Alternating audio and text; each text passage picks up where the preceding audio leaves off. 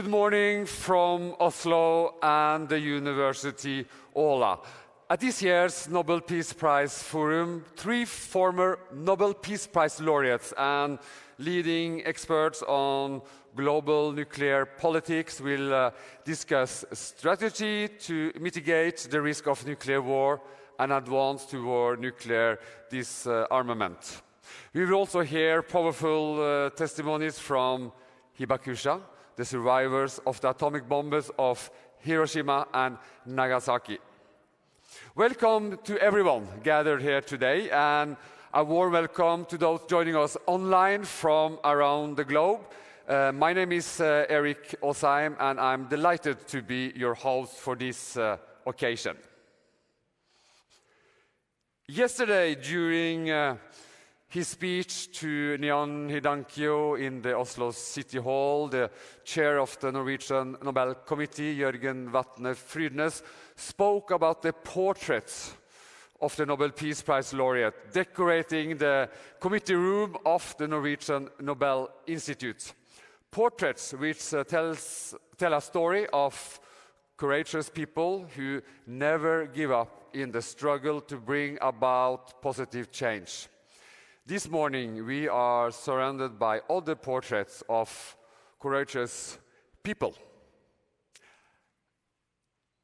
On the stage, we have 10 images of Japanese Hibakusha brought by UK-based organization 80,000 Voices. This is a collection of 52 portraits of survivors of the 1945 bombings of Hiroshima and Nagasaki. And these dramatic photographs were taken in 2023 to memorialize the survivors and their stories. And this exhibition will tour the world in 2025 to commemorate the 80th anniversary of the bombings. And 2 of the Hibakusha, who is part of this exhibition, they are here today. So please give a warm welcome to Mrs. Keigo Ogura and Mrs. Masao Tomonoga.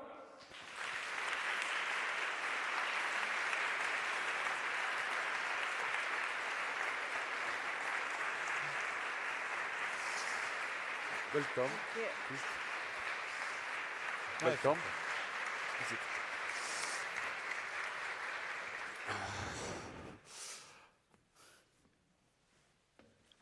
Mrs. Keigo Ogura, Hiroshima, August 6th, 1945. You were 8 years old. What do you remember from that day? When I was 8 years old, the atomic bomb was dropped on Hiroshima. And then that moment, I was alone on the street and 2.4 kilometers away from the hypocenter. And then that moment, there was a flash. Everything turned to white. Nothing, no color. And then soon after that, I was blown and beaten on the road, and I became unconscious. For a while, I was sleeping, I thought. When I opened my eyes, everywhere was just dark. And then I thought, I've been sleeping until night, I thought. But actually, no sound, so black. And gradually, I could see my neighborhood.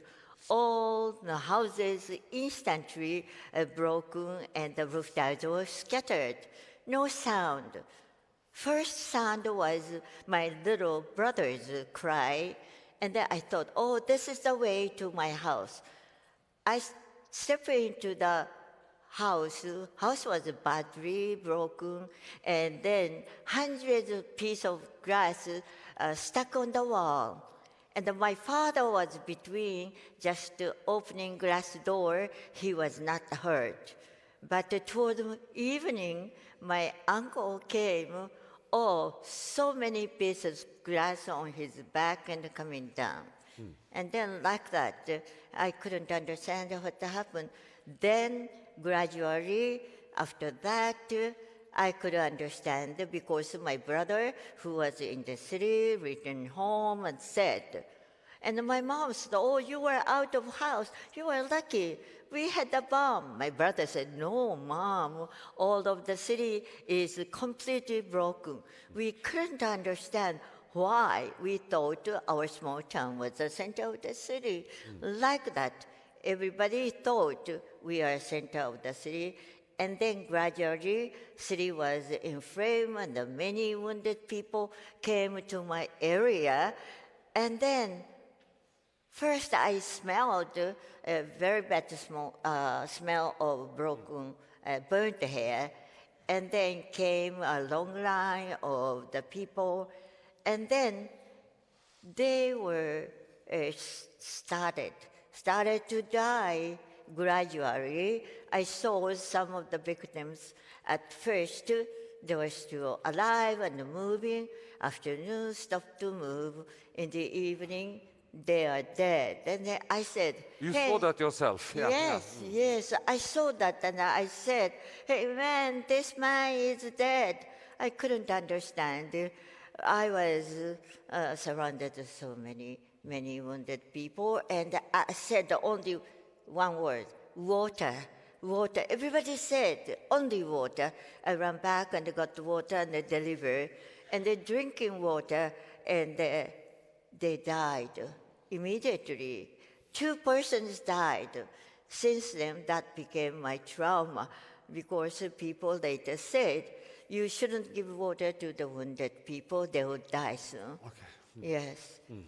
I had a nightmare so many years, like 10 years, and I blame myself. And then I killed the people without knowing. And then, moreover, what made me scared was so many people came to my area and they died without any scars, no burnt. And then we couldn't understand. That was caused by radiation, but we did not know the words of radiation, so we thought maybe poison gas was full of the city. And then after that, I had a strong fear to have a baby until the last moment. I had my son and Who is in the audience today? Yes. Yeah. Mm-hmm. So there was very bad rumor. A survivor who were in the city cannot have a good marriage, or many people broke their, weddings and so and so. And then we tried to shut our mouth until the day we found 10 years later there was a very good big movement against nuclear weapon. And then I found out so many people are included from Asian countries, from America also, and I found the menace of nuclear weapon we learned. Thank you for sharing this story with us, Mrs. Ogura. Mr. Masao Tomonaga, Nagasaki, August 9th, 1945. You were only 2 years and 2 months old, and your account of the day itself comes from your mother's memories. Please share your story with us. I have no memory of atomic bombing.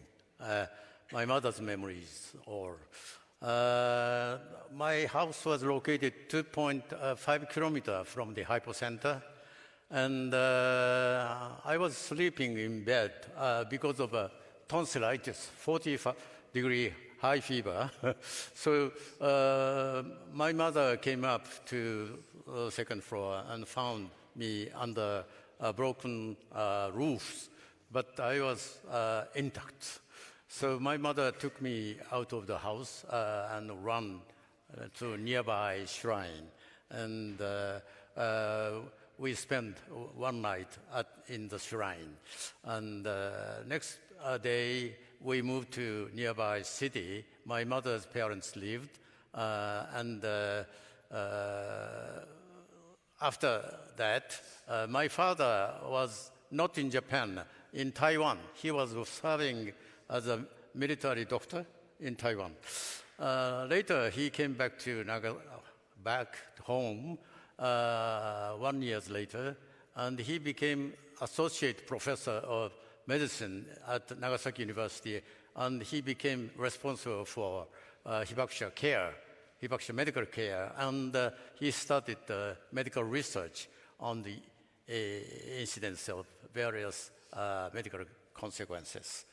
And he found leukemia occurrence after 3 years. And this goes up to peak in 1960s, especially young children, young adults tend to develop leukemia.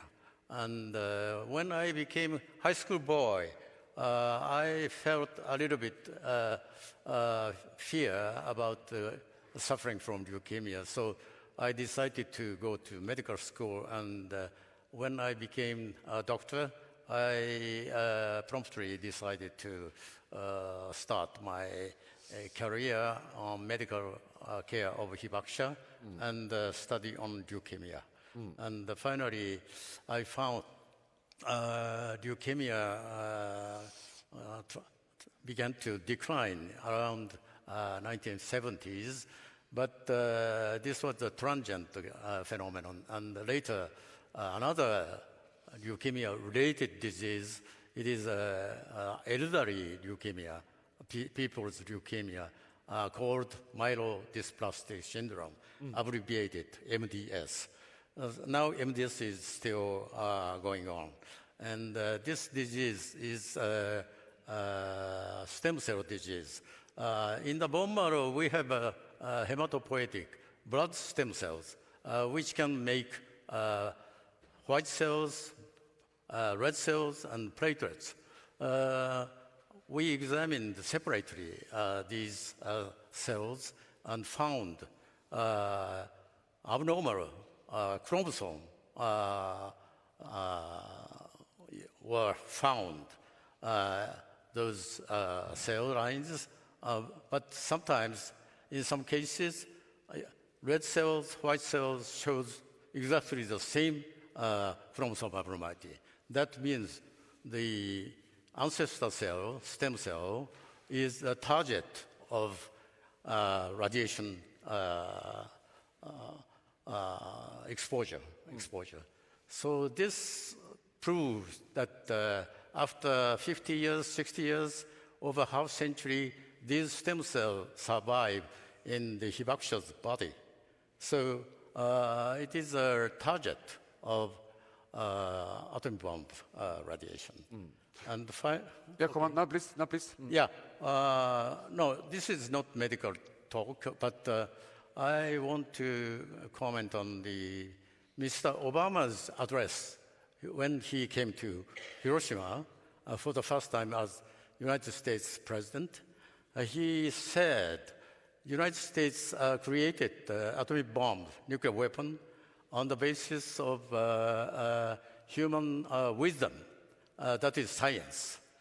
But he said we still not succeeded in eradicating weapons. He said we need a revolution of ethics to finally make realize the nuclear-free world. That might all. Thank you. We will continue to speak in some minutes. Just before we continue, let's gather some more fact about the history of the atomic bomb from the late 1930s up to today.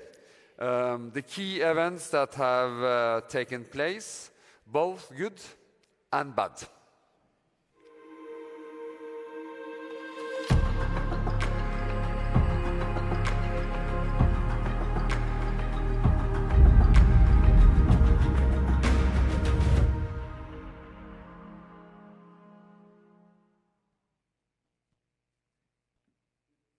We will, there is coming, yeah.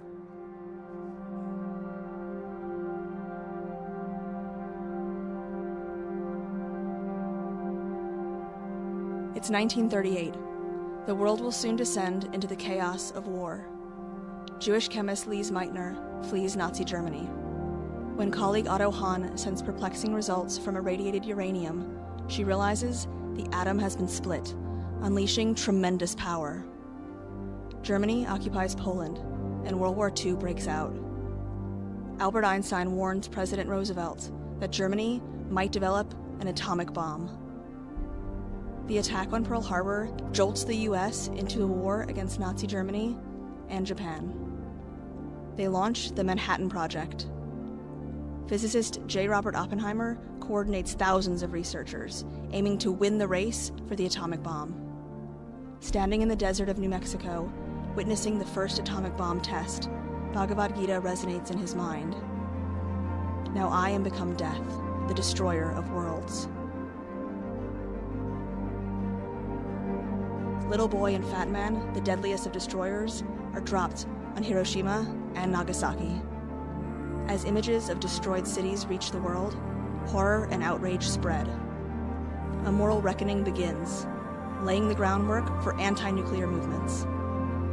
Then, the Soviet Union tests its first atomic bomb, igniting a nuclear arms race that will shape the geopolitical landscape for decades. The world witnesses the dawn of a new era as the US detonates the first hydrogen bomb. The Russell-Einstein Manifesto is issued, warning the world of catastrophic consequences of nuclear war. A few months later, the first Soviet H-bomb is successfully tested. Then, the Soviets launch Sputnik, the first satellite to orbit the Earth. Its rocket is designed to carry nuclear missiles, something the US was working on as well. A wave of anti-nuclear protests emerge amidst escalating tensions and ever more powerful nuclear tests, like the Soviet Tsar Bomba, 3,300 times more powerful than the bomb dropped on Hiroshima. October 1962, the CIA uncovers Soviet nuclear missiles in Cuba. For 13 days, global peace hangs in the balance, until Moscow backs down and removes the missiles. Shaken by the Cuban Missile Crisis, the US, the Soviet Union, and the UK sign the Limited Test Ban Treaty, banning nuclear tests in the atmosphere, underwater, and space. Ignoring this development, China soon conducts its first nuclear test in the atmosphere. As the world wonders who is next, Mexico leads Latin America to establish the first ever nuclear weapon-free zone. Then, the International Treaty on the Non-Proliferation of Nuclear Weapons is formalized, designed to halt the spread of nuclear weapons, promote disarmament, and foster the peaceful use of nuclear energy. Affected by public calls for a safer world, the superpowers agree on SALT I, freezing the number of intercontinental missiles for 5 years, and the ABM Treaty, limiting the number of US and Soviet ballistic missile defense systems. While India conducts its first nuclear test, the Helsinki Accords spark further East-West dialogue, only to be followed by renewed tensions and arms buildups in the years ahead. A global peace movement is born, leading to the largest anti-nuclear demonstration in history, as 1 million people gather in New York. Meanwhile, France conducts a series of thermonuclear tests in the Pacific. In response, South Pacific nations unite, establishing a nuclear-free zone. Israel's nuclear weapons program is revealed weeks before Presidents Reagan and Gorbachev discuss nuclear abolition, leading to the Intermediate Range Nuclear Forces Treaty, prohibiting all US and Soviet intermediate-range missiles. As the new decade dawns, with hope for a safer world, South Africa joins the Non-Proliferation Treaty, and START I reduces the US and Soviet arsenals by 1/3. When the Soviet Union dissolves, Belarus, Kazakhstan, and Ukraine promise to give up on nuclear weapons, and START II demands the US and Russia further reduce their strategic arsenals. Motivated by a global push for disarmament, nations in Southeast Asia and Africa establish nuclear weapon-free zone treaties, and the Non-Proliferation Treaty is extended indefinitely.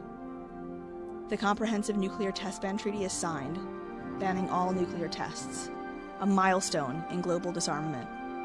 However, it will fail to be fully ratified, as key nations withhold approval. concern grows as India and Pakistan conduct nuclear tests.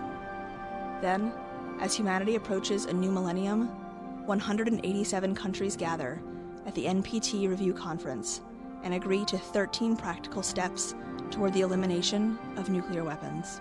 But the perception of where nuclear threats might emerge changes as the 9/11 attacks fuel fears of terrorists acquiring nukes. The Moscow Treaty commits US and Russia to further reduce their strategic arsenals. However, missile shields and new weapons stir tensions as nuclear powers backslide on their promises and modernize their arsenals. Now, North Korea conducts its first nuclear weapons test, and worries of Iran's nuclear ambitions grow. Still, momentum for a nuclear-free world builds, inspired by President Obama's 2009 pledge. The New START Treaty places limits on the deployment of strategic nuclear warheads and delivery systems. After years of negotiations, in exchange for sanctions relief, Iran agrees to curb its nuclear plans, and the first international treaty to fully prohibit nuclear weapons is signed. Still, long-standing arms control foundations start to erode. The US and Russia withdraw from the INF Treaty, a stabilizing factor since 1987. China, India, and Pakistan strengthen their arsenals, and North Korea remains a threat. Still, the US and Russia hold nearly 90% of nuclear weapons. Russia invades Ukraine, warning nuclear weapons may be used if the West intervenes. The nuclear order developed over the decades has collapsed. The world is horrified by the chaos of war and fear that nuclear weapons might be used in anger for the first time in 80 years. History shows we can commit to disarmament, but can we do it again?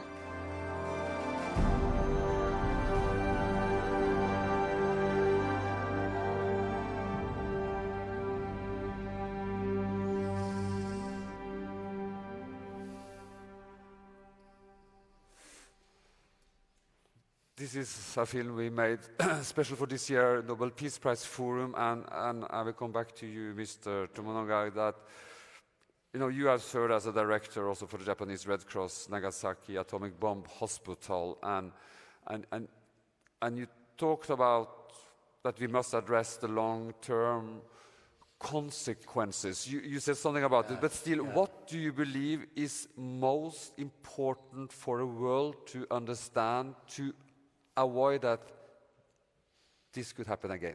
Yeah, I talked about the stem cells. This is a target of radiation. And stem cell is only cells which are prepared when we were born from mother.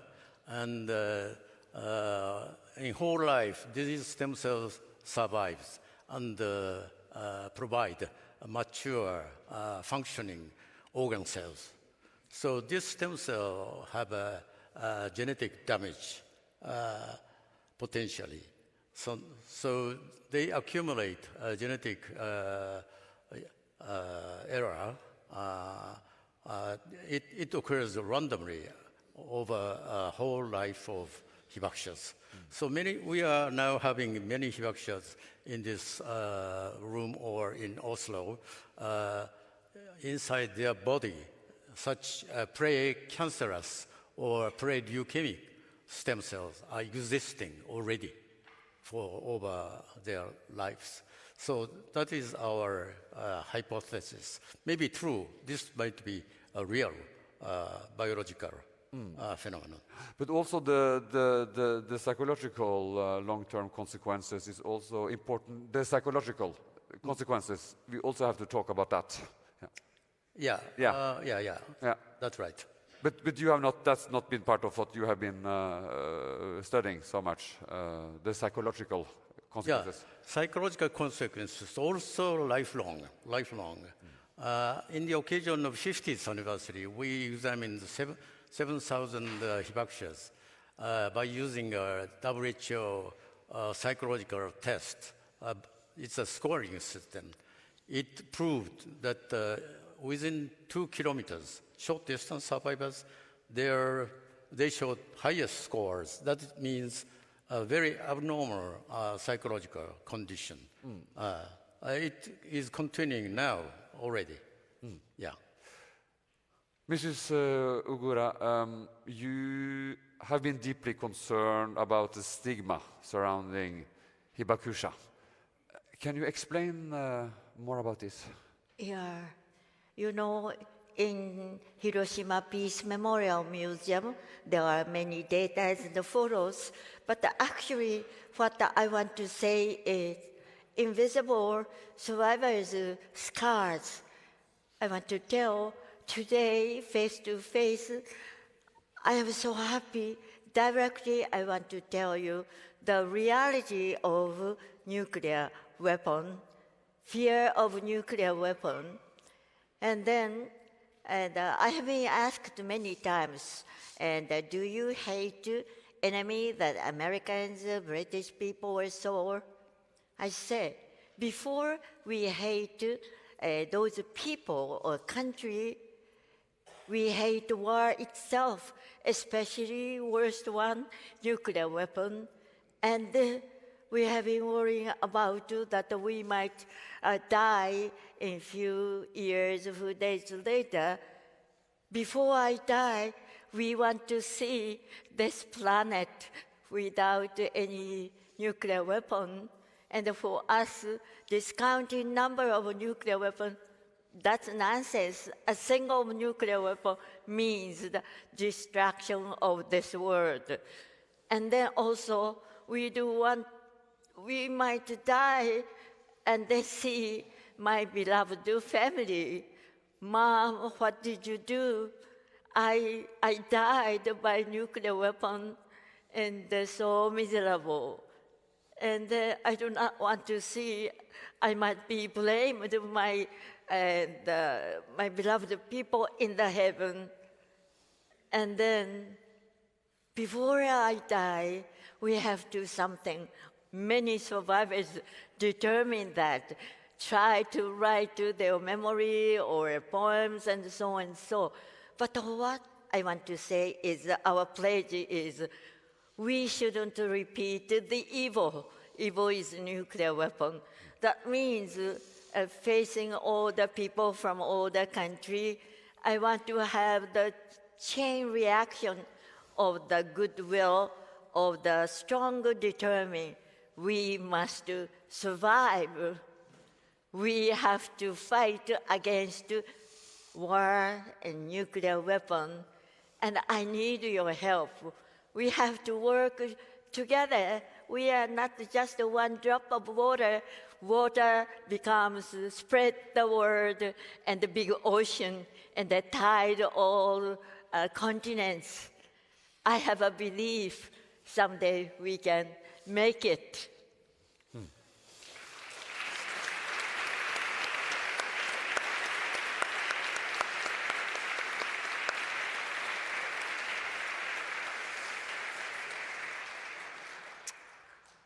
You have both dedicated your lives to warning the world about the horror of atomic bombs. And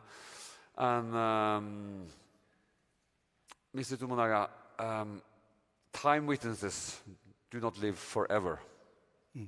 How can we ensure that your stories are preserved for generations to come?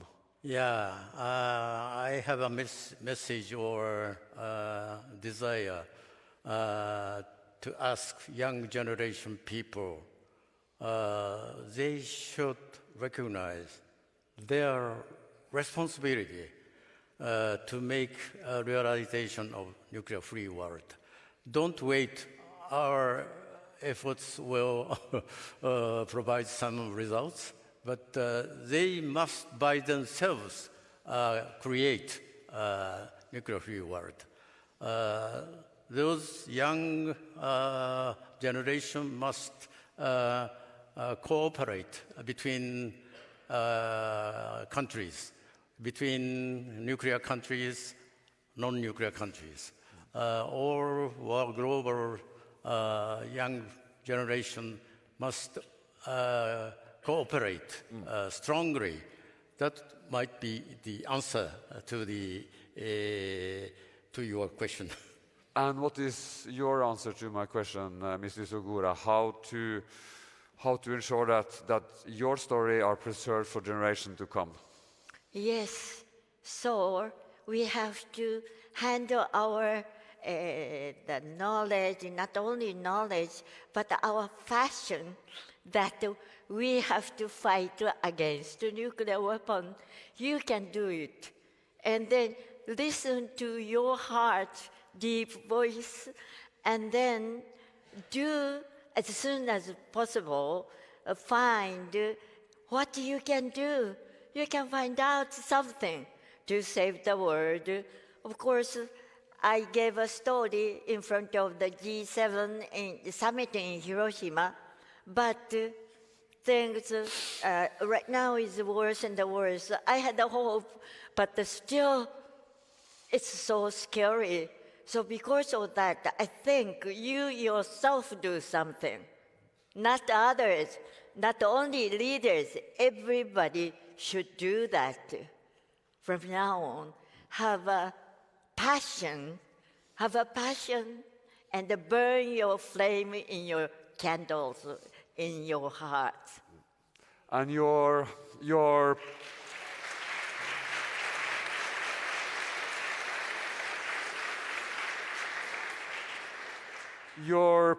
passion inspires us also. Thank you on behalf of all of us. Thank you very much for the extremely important work you are doing, Mr. Tokunaga. And how wonderful to see so many people. Yeah, before I die, I think total abolition of nuclear weapon will come, abolish nuclear weapon. I have a hope. Thank you. Thank you for the Thank hope. you very much. Thank you.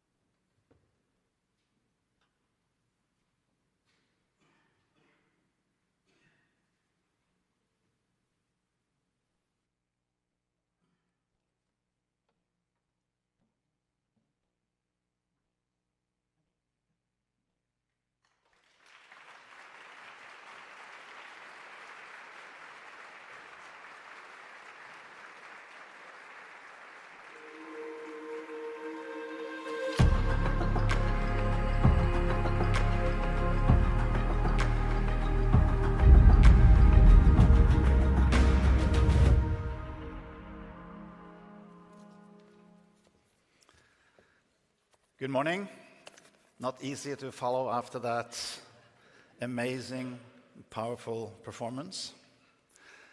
Nevertheless, I am Olav Njølstad, director of the Norwegian Nobel Institute, which is hosting this year's Nobel Peace Prize Forum on the threat of nuclear weapons, together with the University of Oslo. We are grateful for the financial support from the City of Oslo, from Sukagakai International, and from the International Forum for Understanding. Yesterday, the Nobel Peace Prize for 2024 was awarded to Nihon Hidankyo. And as the chair of the Nobel Committee, Mr. Vatne Frydenes, pointed out in his speech in the City Hall, this is not the first time the Norwegian Nobel Committee recognizes work in favor of nuclear disarmament and arms control. In fact, it has happened 13 times in the past. What kind of efforts have the committee recognized by awarding the Peace Prize? Well, over the years, the committee has recognized work against nuclear weapons tests in the atmosphere, resulting in the Nobel Peace Prize for 1962 to the American scientist Linus Pauling. Work against the further spread of nuclear weapons, resulting in the Peace Prize to the former Prime Minister of Japan, Mr. Sato. Work in favor of reduction and control over nuclear arsenals, resulting in the Nobel Peace Prizes for 1982 to the Swedish diplomat Alva Myrdal, the 1990 prize to the former president of the Soviet Union, Mikhail Gorbachev, and to President Barack Obama in 2009. Also, work in favor of establishing nuclear weapon-free zones, leading to the Nobel Peace Prize to the Mexican diplomat Garcia Robles, also 1982. And finally, the committee has recognized organizations and persons who have been warning against the catastrophic medical, humanitarian, and climatic consequences of any use of nuclear weapons in war, leading to the Peace Prize for 1985 to International Physicians for the Prevention of Nuclear War, the 1995 shared Nobel Peace Prize to Pugwash and Professor Josef Rotblat, and finally work in support of the Treaty on the Prohibition of Nuclear Weapons, leading to the Peace Prize to ICANN in 2017. 3 former Nobel Peace Prize laureates are represented on the stage today. It is my privilege to introduce the first, namely the International Atomic Energy Agency, which received the prize for 2005 together with its Director General at the time, Mr. Mohammed El-Baradei. In the words of the Nobel Committee, they received the award, quote, for their efforts to prevent nuclear energy from being used for military purposes and to ensure that nuclear energy for peaceful purposes is used in the safest possible way. Since December 2019, the IAEA has been led by Director General Rafael Mariano Grossi, a former Argentine diplomat. Mr. Grossi has been a highly visible Director General, playing a crucial role in international diplomacy concerning Iran's nuclear energy program, as well as the safety of Ukraine's nuclear reactors after the Russian full-scale invasion of February 2022. In his keynote, Director General Grossi will speak on Alfred Nobel's spotlight on our perilous path and how we may change course.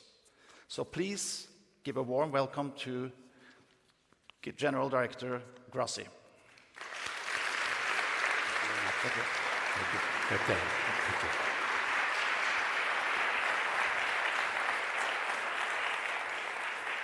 Thank you. Thank you very much. Good morning. Good morning to all. Great pleasure, great honor, Chairman, dear friends, to be here with you this morning in what have been two very emotional days after being present at the presentation of this year's award to Nihon Hidankyo. And to explain how we try to decline those noble goals, those very emotional ideas that we have seen so beautifully represented just now here, to the less perhaps notable and more painful realities of day-to-day, the day-to-day world, as we have to live it. But let me start with a personal note, and a personal note that takes me 40 years ago, and have to do with you.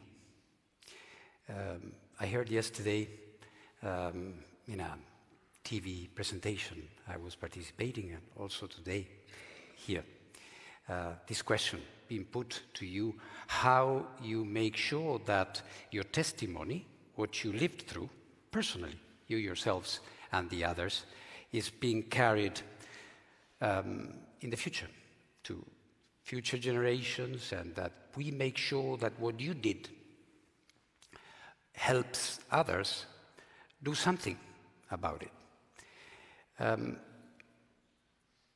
40 years ago, I was a young diplomat. Still I'm a diplomat, not young, but still. And I was participating in one of the most interesting programs the United Nations have to offer for young diplomats working in disarmament, the UN Disarmament Fellowship Program. I am a proud disarmament fellow. And that program took the aspiring, enthusiastic diplomats that were trying to dedicate their careers to these noble goals to many places around the world. It was still the world of the Cold War. So we were taken to the UN's places, Geneva, New York, etc., but we were also taken to places that were associated with the two alliances. I was in the Soviet Moscow and in Bulgaria, and then we were taken to, of course, Washington and countries belonging to the NATO and other places. But in its wisdom, Japan always, and I think they still do, took the young fellows to Hiroshima and Nagasaki. And I remember that we were taken to a hospital where still some of the ailing Hibakusha were there. And I was shocked. I was quite still young, perhaps a bit innocent, 23, 24 years old. And I was, on the bedside of a lady. Unfortunately, I don't remember her name. She must have passed, I'm sure. And I remember, of course, I put the question that was just put. I said, what did you remember? What happened? What did you feel? How was it? And I remember this lady patiently dealing with this impatient and perhaps a bit naive young diplomat. She was looking at me, and she tried to say something. She tried to start to say something, but she couldn't. And I still remember her eyes filled with tears, just looking at me. And I can tell you that that day, I got a secret mandate, which I have been carrying with me in my heart, in everything I did, and it's quite perplexing or not, that 40 years later, I am here. I've never dreamed that I would become one day the Director General of the IAEA, that I would be here with you, telling you this, telling you how that example inspired me to do, like you were saying, my little bit, to make sure that what you endure never again takes place. So sorry if I start with this personal note, but I think it has a strong and deep connection with what we are trying to do and what we are thinking about today. And I think also, interestingly, the Nobel Peace Committee in giving the prize this year to you is exercising a lot of wisdom, because by showing and by putting a light on the past, they are sending us a very strong message of what lies ahead if we do not take the necessary steps that are required to prevent that from happening. So, I was saying our work perhaps has to do with dealing with sometimes the miseries, the selfishness, the tough of politics in a day-to-day effort and in day-to-day work. And this is what we are sometimes confronted with. We have seen in the document we were just watching together how we have evolved since the 1940s, and how this line of history, which is never linear but presents moments of hope, moments of difficulty, has been moving. We, as an international community, have been dealing with this fact from the moment those bombs were dropped in Hiroshima and Nagasaki. And by the way, the first resolution of the United Nations had to do with nuclear disarmament. We should always remember that. And ever since, we have seen treaties come and go, instruments trying to limit, to control, and why not, on occasion, to disarm, to eliminate completely categories of nuclear weapons and other weapons of mass destruction, by the way, and not always in the right direction. And I think we all know, and this is why what we are confronting now is so important, because we are not at a particularly positive moment, and we need to recognize that. For the past few decades, we had seen a movement of gradual reduction, and I am absolutely in agreement with the fact that one nuclear weapon can do a lot of harm, terrible harm. But we were seeing a movement, gradual as it may be, in a reduction of nuclear weapons and agreements moving in that direction. Hope that this goal of a nuclear weapon-free world could perhaps be closer than we were imagining it would be. But nevertheless, and what we see these days is perhaps the beginning of an opposite trend, where we see nuclear arsenals being perfected, the numbers of warheads growing all of a sudden. And, very importantly, we see a certain normalization of discourse and talk about the use of nuclear weapons. The fact that perhaps a tactical nuclear weapon somewhere could be an instrument to deal with a conflict, or that military nuclear doctrines could be retouched a little bit here and there, so that the possibility of the use of nuclear weapons could become more acceptable, if one could conceive of such notion. But this, dear friends, this is the world we are living. These are the realities we are confronted with.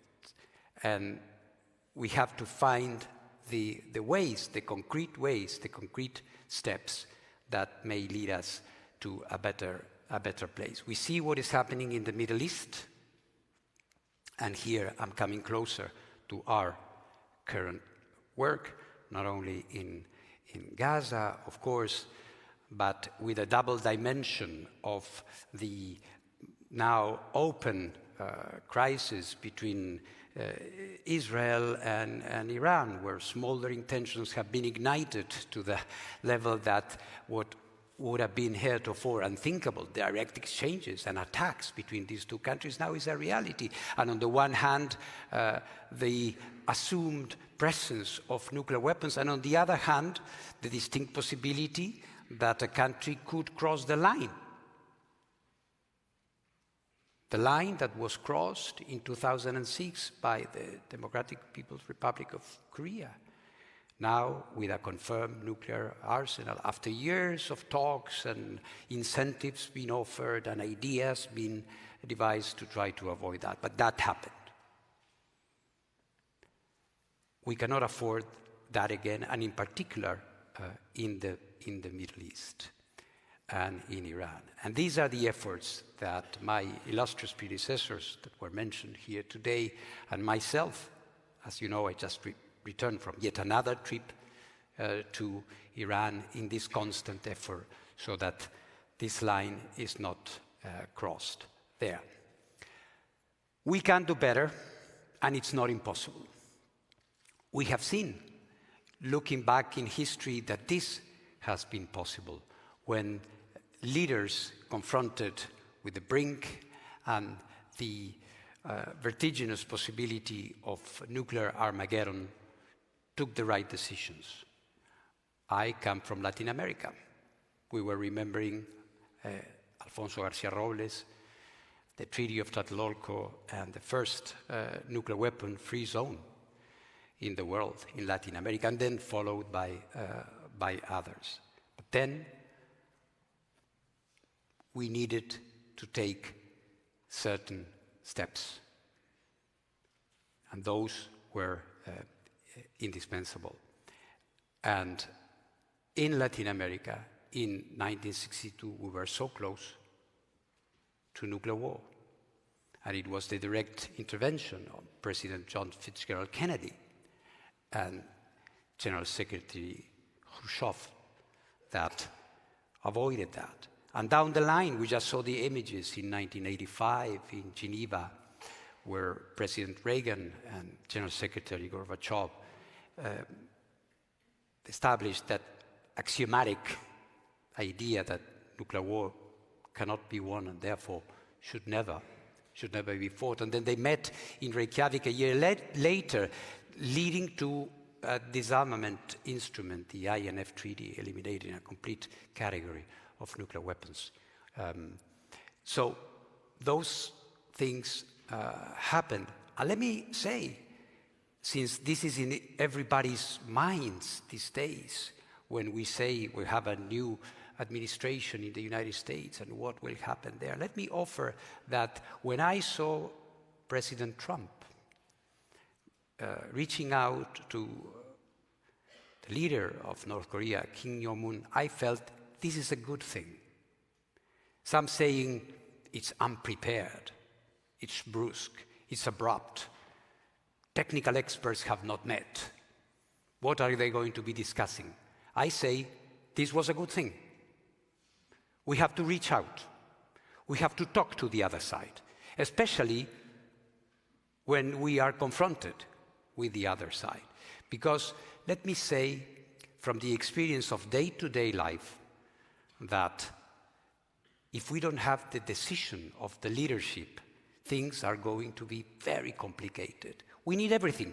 We need the grassroots, we need international organizations, but without the engagement of the leadership, we are not going to be moving in the direction we want to be moving, ladies and gentlemen. And this is why this is a collective effort. But they, the leadership, have this irrevocable responsibility.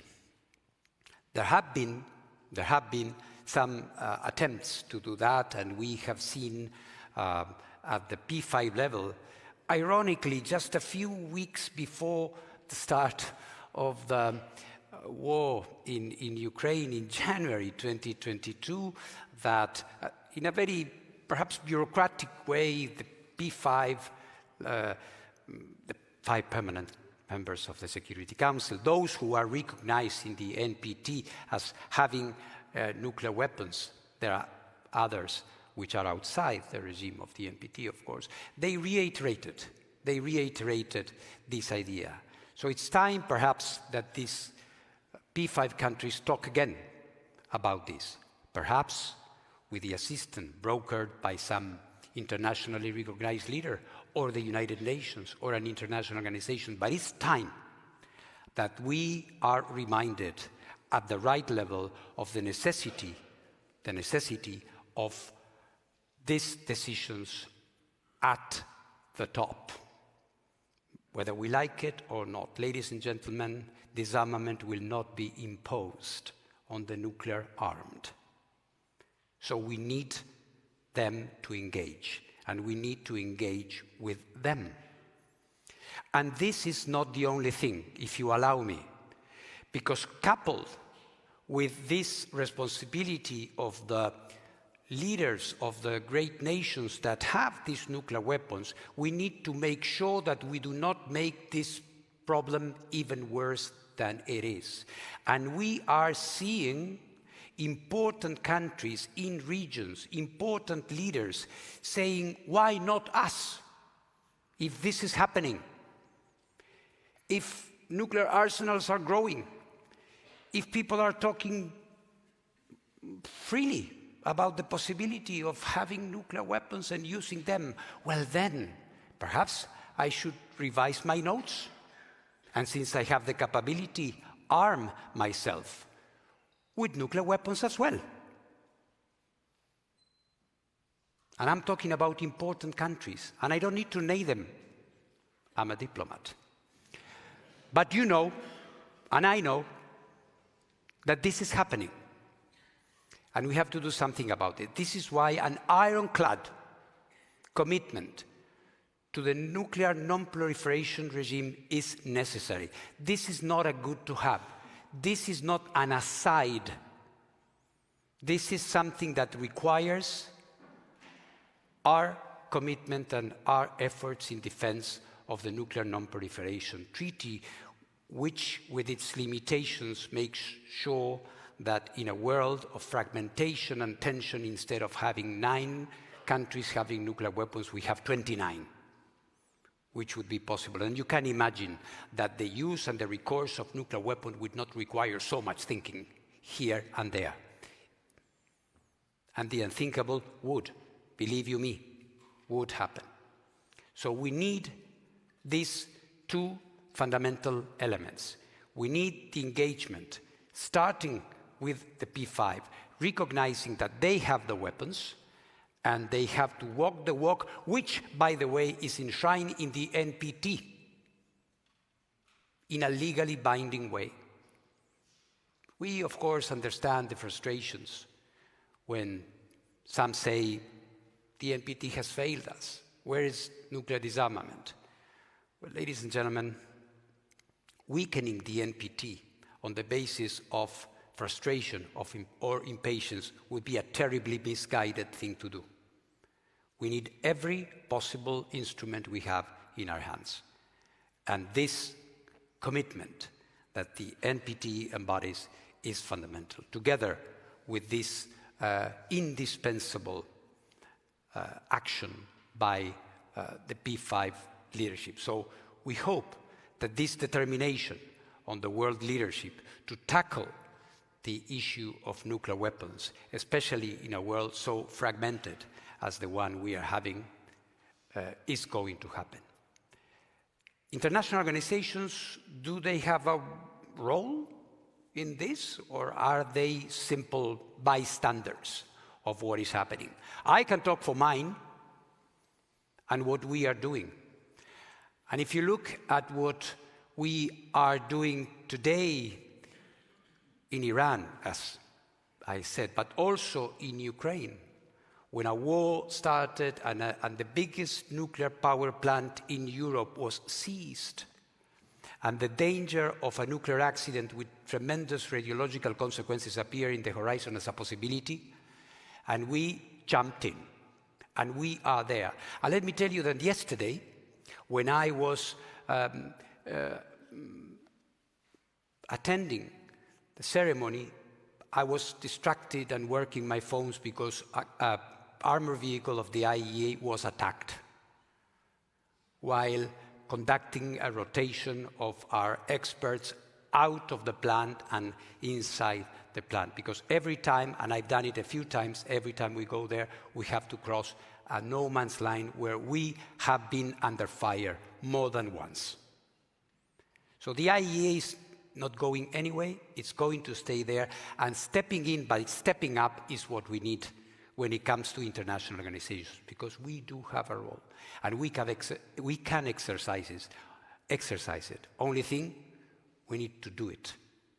We need to want to do it, and we need to assume the responsibility that comes with it. So, ladies and gentlemen, the example of the Hibakusha is with us. We know what needs to be done. It is possible to put the international system back on track. I, for one, I believe it is possible. Perhaps because the flame that was ignited that morning in Hiroshima 40 years ago still burns in me stronger than ever. Thank you very much.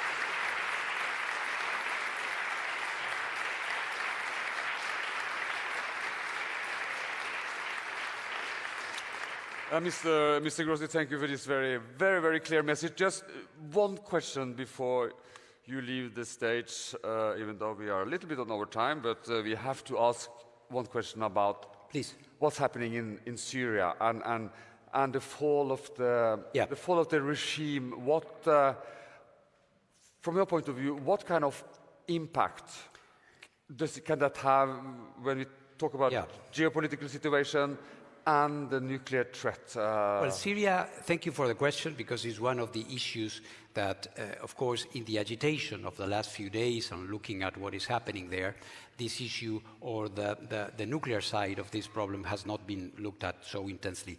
As you know, in Syria there was a case where the attempt to move towards nuclear weapon development took place in the early 2000s.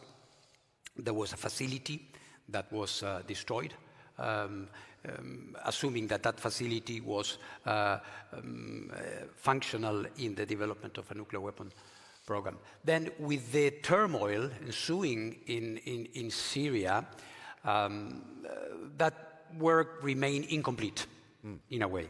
Of course, the reactor was taken care of in a most kinetic and direct way, but there were other facilities and places where the IAEA had information that some important elements, material things that were or had been used in this context were still there. For more than 10 years, almost 15 years, the IAEA was struggling with this without being able to return. A year ago, less than a year ago, this March, I could, after painstaking, this is why I was talking about the realities sometimes and the miseries of the day-to-day work. After 1 year of preparation and talks and consultations, I was able to return to Damascus and then see the former, sounds incredible to say it in this way, the former president, Bashar al-Assad. So I laid a case in front of him and I said, I have to return to these places. We have to finish this work. And this is something we did. And in the summer, we were able, the IAEA inspectors could return to Syria. And there we inspected a few sites. We took a number of samples. And now, of course, we are still assessing what we found there. And we have a big question mark in front of us, because we don't have an interlocutor at the moment. So, and also very shortly, Iran is losing the regional influence over Syria. We also, the same with Russia. So what's happening now? It can change a lot, or not? It will certainly change a number of things. When it comes to Iran, we are dealing with them directly. The other external influences and reverberations of what they are doing is something which I have at the back of my mind, of course, but I'm not looking at directly. What I can say is that it is imperative that we work with Iran and that we try to give a new framework after the demise of the agreement, famous JCPOA, that is no longer there. At least it is in name, but it's an empty shell.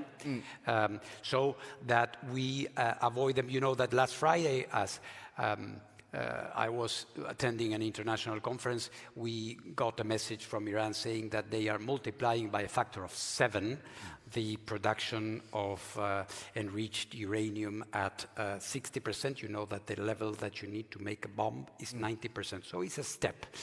So this is a gesture, this is a powerful gesture that they are sending to us and to the international community, which makes it even more urgent that we work with them, with the E3, France, the UK and Germany, the countries that are engaged with them. I'm of course in Washington, so I'm looking forward for an early engagement with the new administration. Rafael Mariano Grossi, Director General, the International Atomic Energy Agency. Thank you very much. I thank you very much. Thank you.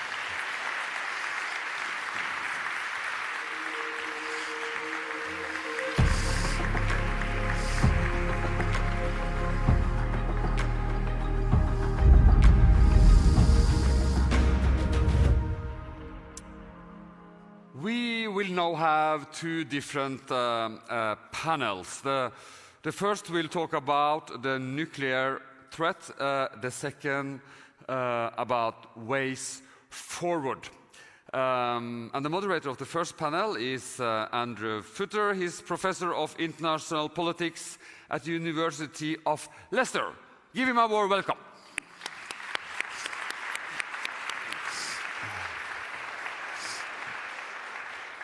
Thanks, Eric. Welcome, Andrew.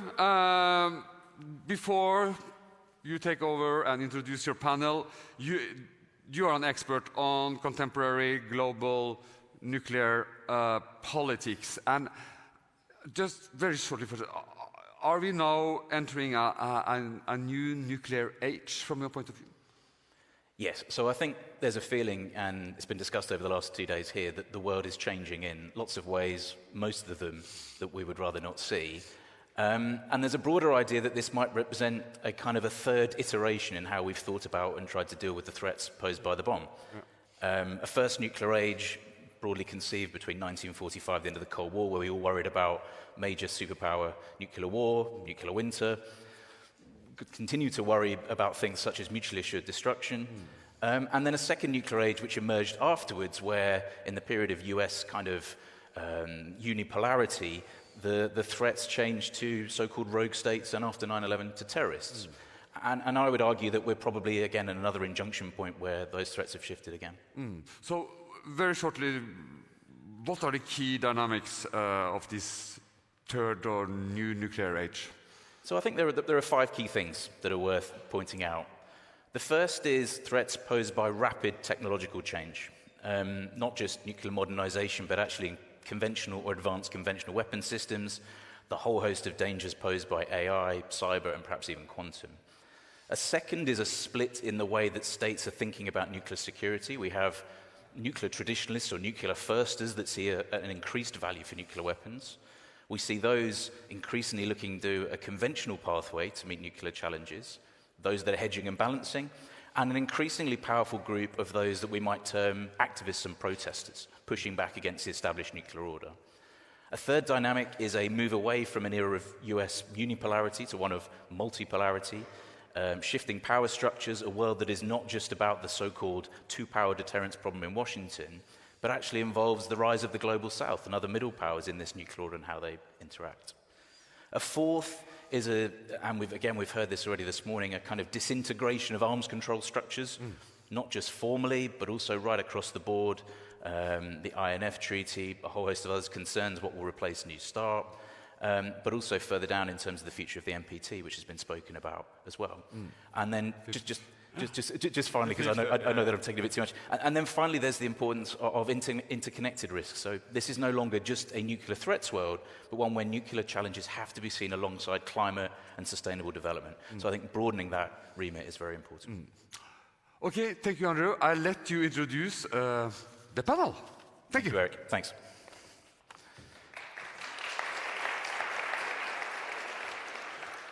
Well, thank you again, everybody. Thank you for the opportunity to be here. It's my pleasure to be able to invite 4 excellent panelists for our very short discussion, but one which I hope will be very illuminating. So first, I'd like to welcome Dr. Manpreet Sethi. Manpreet is Distinguished Fellow at the Center for Air Power Studies and Senior Advisor at the Asia-Pacific Research Network. Hi, Manpreet.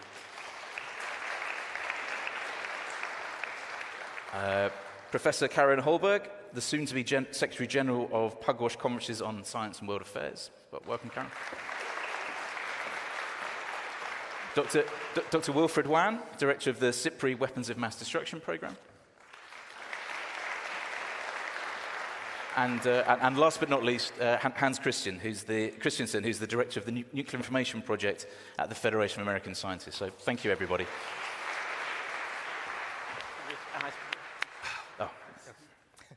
You want me over there? Thank you. I get to chair the meeting. So thank you very much, everybody, for joining me today. So the first question I would like to pose, and it's been touched on a little bit this morning, is how much is our nuclear world changing? What has or hasn't changed? And Wilfred, can I turn to you first on that? Sure. So the threat that nuclear weapons presents to humanity and to the planet hasn't changed. We remain at the precipice, and continued reliance on nuclear weapons as a means of security means that the potential for use, intentional, inadvertent, or accidental, remains. Certainly the geopolitical context accentuates that risk. Nuclear weapons don't exist in a vacuum. And so what has changed for me, and you referred to this in your opening remarks, is the degree to which developments outside the nuclear space are impacting on nuclear thinking, on nuclear capabilities and risks. And this pertains to technology, including the development of sophisticated non-nuclear capabilities among a greater number of states. It refers to institutional erosion, not just in arms control, but the removal of guardrails in areas of crisis prevention and management, as well as information exchange and transparency. And fundamentally, just broader mistrust and the framing of other states as rivals or adversaries due to strategic objectives and differing economic objectives as well. And so all of this is contributing to an unstable security environment in which states are implementing expansive nuclear modernization programs, relying more on nuclear weapons for security, and considering them for use. Thanks, Wilfred. Same question to you, Karen. Thank you very much, Andrew, and good morning, everyone. Yesterday we heard from the chair of the Norwegian Nobel Committee some very touching and humane paragraphs of the Russell-Einstein Manifesto. Today I would like to read a different part of the Russell-Einstein Manifesto for you to judge by yourselves to see what hasn't changed in the world. So the most poignant parts read, in view of the fact that in any future world war, nuclear weapons will certainly be employed, and that such weapons threaten the continued existence of mankind, we urge the governments of the world to realize and to acknowledge publicly that their purpose cannot be furthered by a world war, and we urge them, consequently, to find peaceful means for the settlement of all matters of dispute between them. We have to learn to think in a new way. We have to learn to ask ourselves not what steps can be taken to give military victory to whatever group we prefer. For there no longer are such steps. The questions we have to ask ourselves is, what steps can be taken to prevent a military contest of which the issue must be disastrous to all parties? The general public and even many men in position of authority have not realized what would be involved in a war with nuclear bombs. They have not realized. Here then is the problem which we present to you, said Russell and Einstein in 1955. The question is stark and dreadful and inescapable. Shall we put an end to the human race, or shall mankind renounce war? And we haven't renounced war. And we still have over 12,000 nuclear warheads pending on threatening our existence. And what has changed? Well, we have heard we have several important treaties that have to do with nuclear non-proliferation, with the prohibition of nuclear testing, nuclear weapons-free zones, the prohibition of nuclear weapons themselves, treaties between the US and Russia, treaty with Iran. But these treaties have been undermined. We heard that from Ambassador Grossi, and there are very few or absolutely no dialogue between them. So this is a negative aspect. And we also have, like we just heard, important technological developments like AI in nuclear weapons, like new delivery vehicles, etc. So this is really practically showing that the situation is really much worse. Thanks, Karen. Manfred. Thank you very much, Andrew. Good morning, everyone, and such a pleasure and honor to be here. Thank you to the Peace Prize Forum for having me for this forum. So I want to highlight, you've already heard, and we could, echo the same things about what has changed, but I want to highlight 3 other things. Firstly, what we have today are 9 nuclear-armed states. So unlike the balance of terror that existed only in a bipolar context in the past, today you've got multiple adversarial dyads that are existing with 9 nuclear-armed states. And as DG Grossi pointed out, none of them are talking to each other. So each of the dyad is perceiving what the other side is doing, and they are taking actions in order to cover for what their security concerns are. And each one is also practicing deterrence in a different manner.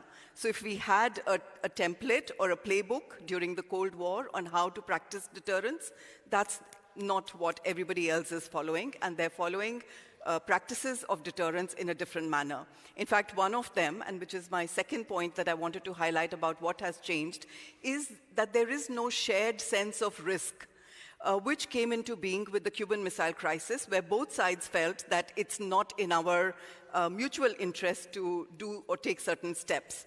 That's no longer the case, and everyone is perceiving risk differently. Some countries, nuclear power states, tend to believe that having risks is actually a good idea. So stability then really suffers, and that's a very different position that we are in. And my third and last point that I want to make is the pushing of the nuclear envelope, which is happening over the last I would say, decade, but especially over the last 5 years. So whether it's in terms of language, the casualness with which we are talking about nuclear weapons today, whether it is about strategies, so brinksmanship with nuclear weapons, which wasn't the case earlier, which has become far more popularized. Thirdly, also the risk-prone strategies that countries are adopting. The fact that hot wars are going on, and yet nuclear exercises are taking place during that period. So the pushing of boundaries is what I think is different in today's times than what it was in the past, besides, of course, technologies that Wilfred has already mentioned. Thanks, Manpreet. And Hans. Yeah, hey, thanks very much for having me. Boy, what to say after all that. What else has changed?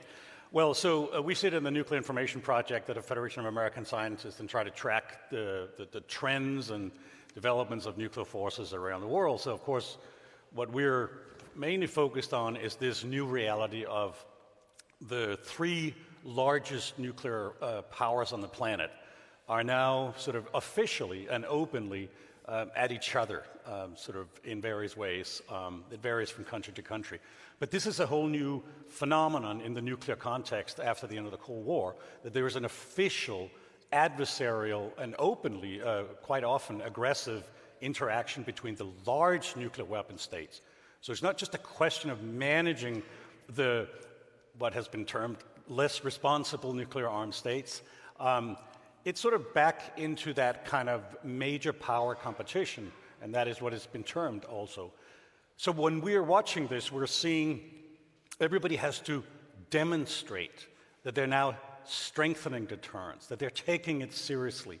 And that translates into changes in doctrine. It translates into changes in operations, exercises, in weapon systems that are being introduced. That dynamic is picking up. And so we hear a lot of discussions about, are we now in a nuclear arms race or are we not? And it's a little premature, I think. We're in the opening phases of a new arms race. There's no doubt about that.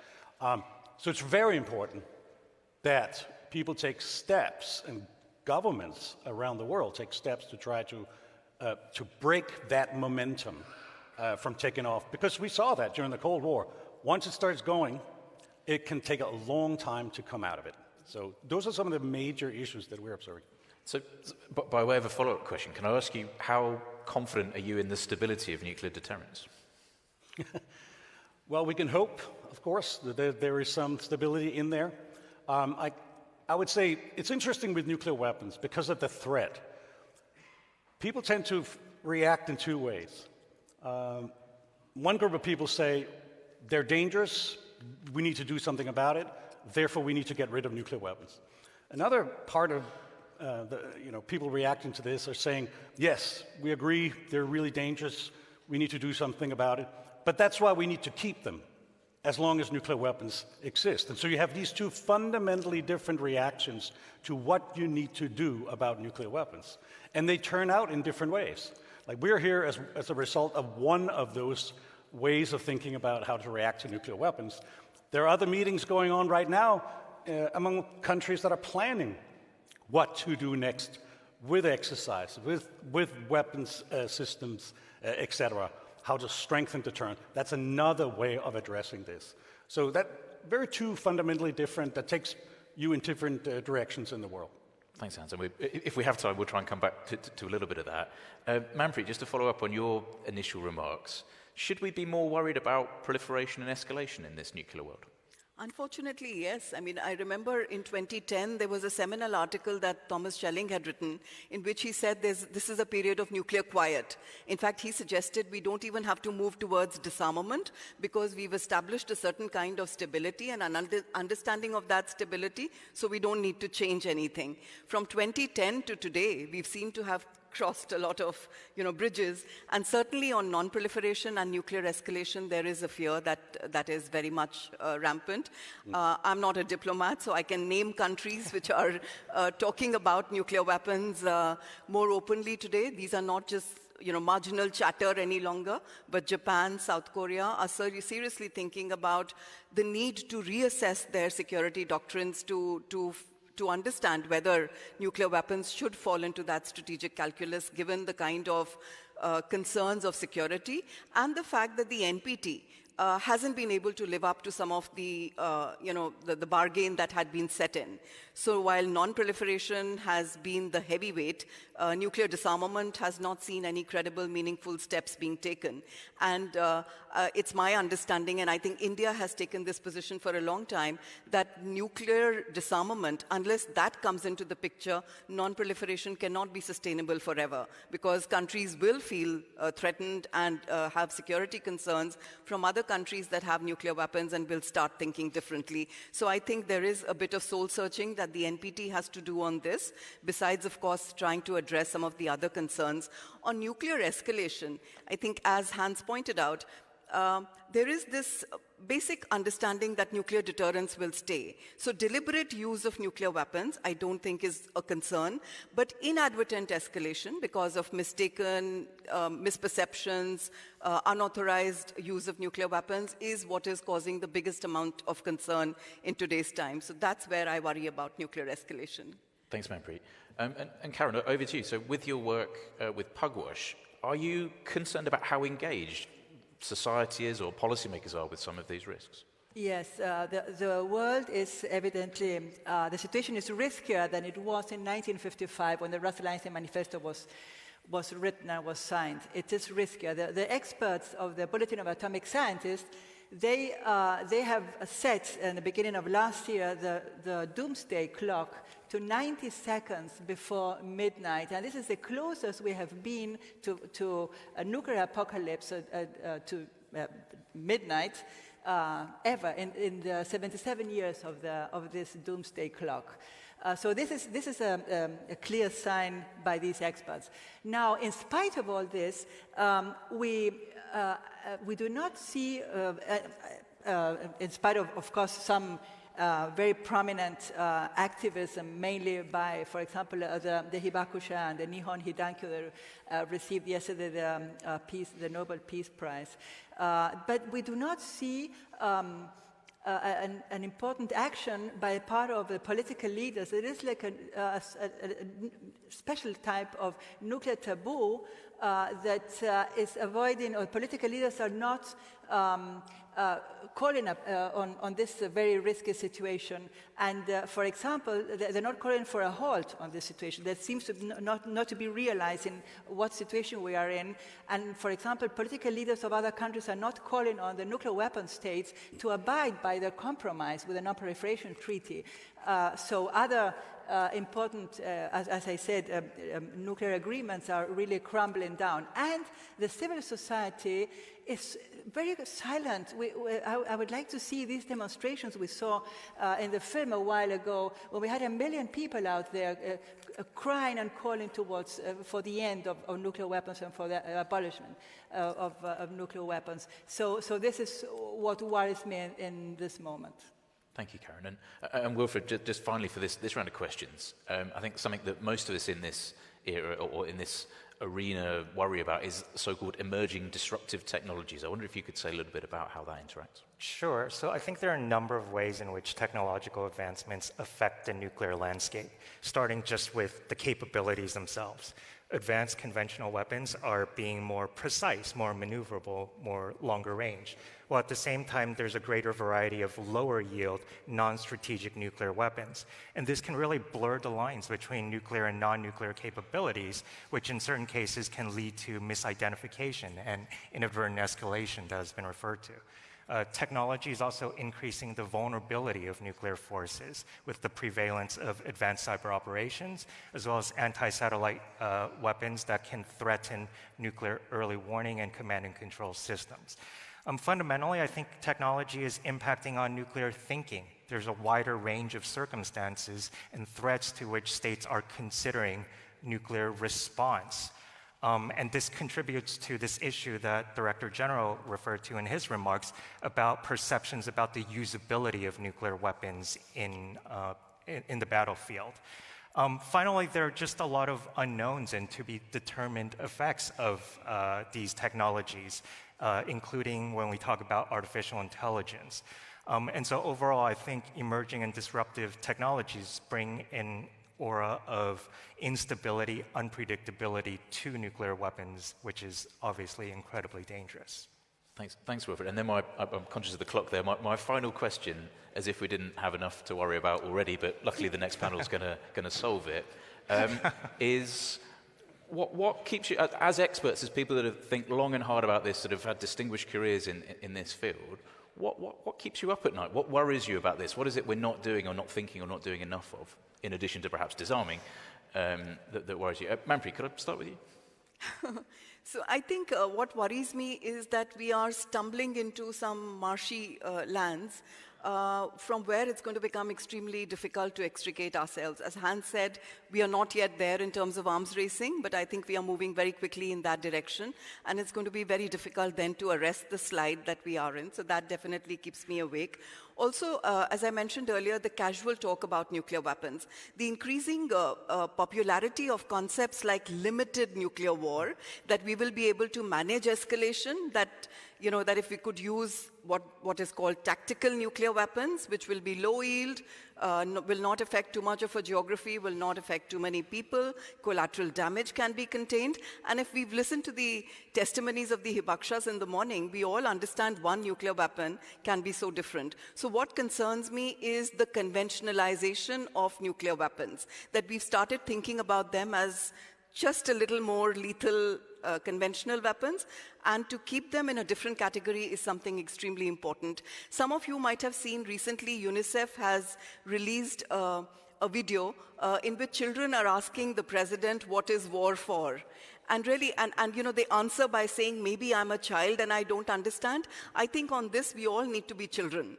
What really are wars for, and especially when we start thinking about nuclear weapons in such a loose manner. So that's my biggest concern in today's times. Thank you, Manpreet. And Hans, what keeps you up at night? The late night show. No, actually, you know, I'm not worried so much about sort of an out of the blue kind of nuclear scenario. That's not really what I think we're facing.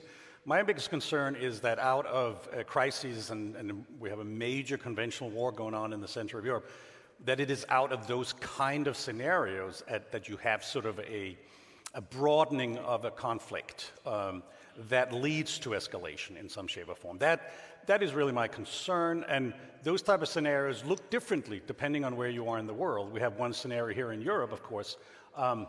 You also have one in India, Pakistan, with the border skirmishes over time. You have a wild card in the Korean Peninsula. You know what's going to happen there. So it's more these kind of dynamics that can sort of, you know, break out of a scenario of tension or crisis or war that's keeping me up. And then, of course, building on what you said about, right now, I think one problem is that everybody has to try to strengthen deterrence. Everybody has to try to demonstrate that they're doing something extra. And that translates, unfortunately, quite often into sort of grab bag type of solutions to current problems where people are trying to mimic what they remember from the Cold War. Oh yeah, tactical nuclear weapons, small nuclear use, let's keep it limited and control escalation and things like that. You get these kind of, you know, simplistic solutions that are importing things from the past into dealing with today's problems. I think that's a real issue. Thanks, Hans. Wilfred? Sure. I think there's a lot of concern expressed right now about the idea that AI could be in charge of decisions to use nuclear weapons. We've all seen Terminator, you know, the kind of Skynet scenario.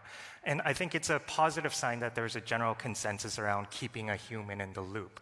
But there are just so many ways in which AI can affect the broader environment in which nuclear decisions are being made, including by determining the type of information that is gathered, analyzed, processed, presented, the recommendations that are offered to humans, or even if AI is integrated into non-nuclear capabilities and serves as a force multiplier. And there's just a lot of ways that things can go wrong, even if humans retain kind of the final decision. But I guess what really concerns me is just this idea that it's okay if humans have control over these weapons, right? That there can be total control of nuclear weapons or any kind of responsible stewardship. That's a myth. People are rash and impetuous. They misinterpret signals. They miscalculate. They make plenty of mistakes. I know I do. And the known history of nuclear close calls and false alarms suggests that we've been lucky to some degree. And so the only way really to eliminate the risk of use, whether involving AI or humans or anything else, is to eliminate nuclear weapons themselves. Thanks, Wilfred. And last but not least, Karen. What keeps me up at night? Many things, but in particular, I'd like to come up with new ways of thinking to try to solve this and to try to achieve a world where humanity can live in harmony and not subject to these existential threats of nuclear weapons. And the new ways of thinking have also to do with the Russell-Einstein Manifesto, because they say, if we want to survive, we have to learn to think in a new way. And so what is the new way I'm thinking? And this has to do with my training as a scientist. Thinking in a new way has to do also with a scientific way of thinking. As Carl Sagan said this many years ago, science is not only a body of knowledge, science is also a way of thinking. And this is what we try to do also with, in Pugwash, to bring in the scientific rationale, the scientific logical way of thinking, precisely, rational, based on arguments, but also a way of thinking that is inspired, that has lateral thinking, and it's, we use what is called now the critical thinking to get over to solve our problems, to bring in together scientists, policymakers, diplomats, etc. So this is how to create this. And part of this is what we're doing. I would very like to tell you very briefly that we're organizing, together with other Nobel laureates, for next year, a big conference that we called the Nobel Laureate Assembly for the Prevention of Nuclear War. So this is, we'll be gathering with several Nobel laureates in Chicago, at the University of Chicago, close to the 16th of July to commemorate the 70th anniversary of the nuclear test, the first nuclear test. So this is, I mean, it's already on the website, and this would be a real call for the prevention of nuclear war. And the Pugwash conferences, we're organizing a huge conference also in Hiroshima next year in November, also to commemorate the 80th anniversary of the nuclear bombings, the 70th anniversary of the Russell-Einstein Manifesto. So, and I know that other organizations are also organizing. There will be a lot next year, mainly in Japan and Hiroshima and Nagasaki, to honor our Hibakushas and the memories. So what keeps me up at night is to generate new ways of thinking to try to solve the problem we're facing of existential risks. Thank you very much. Thanks, Karen. And thanks, everybody, for just about keeping to time. One final really quick thing for me is the fact that there are a lot of dangerous things happening in our world at the moment, but the fact that we're here talking about it, thinking about it, is the first step to trying to manage some of those things. So thank you very much to my four esteemed colleagues, and over to Eric. Thank you. Thank you. Thank you.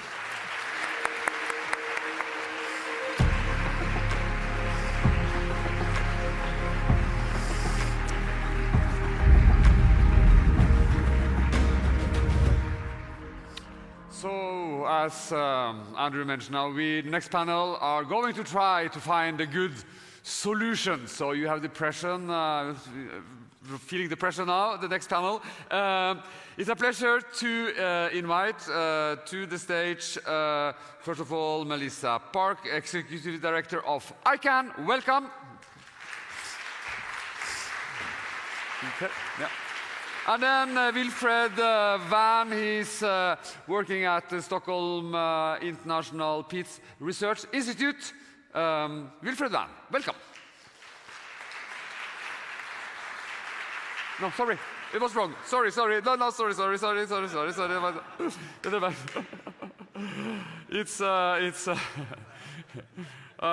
We're going to have Tong Tsao, who's coming on the stage. We're mixing the panel. Welcome, Tong. You have been working a lot with China and United States on nuclear non-proliferation and arms control issue. Welcome, Tong Tsao. And then it's a pleasure to invite Nina Tannenwelt on the stage, working senior lecturer at Brown University, United States. And then the last one in the panel is William Potter, Director of James Martin Center of Non-Proliferation Studies. Welcome. And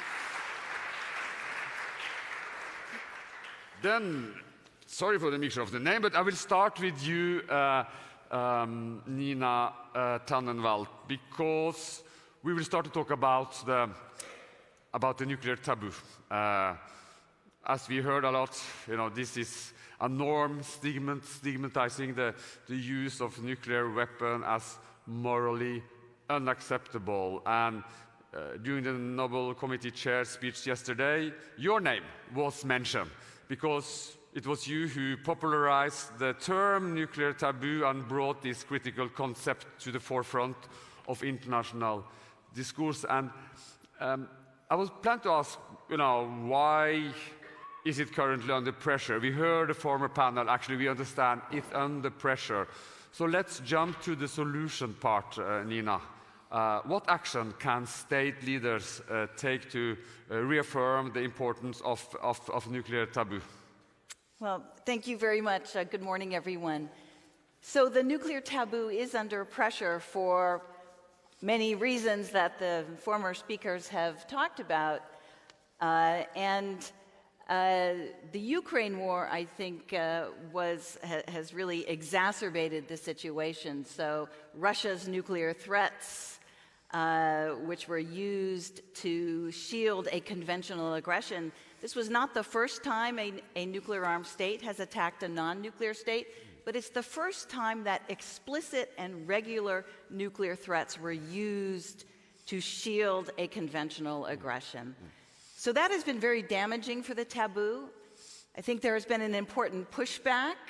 So the international community, key states in Europe, Germany, India, China have pushed back against Russia's nuclear threats, the Biden administration, and reaffirmed how unacceptable it would be to use nuclear weapons and the importance of the nuclear taboo. So I do think that the taboo is widely held, but it is under stress right now.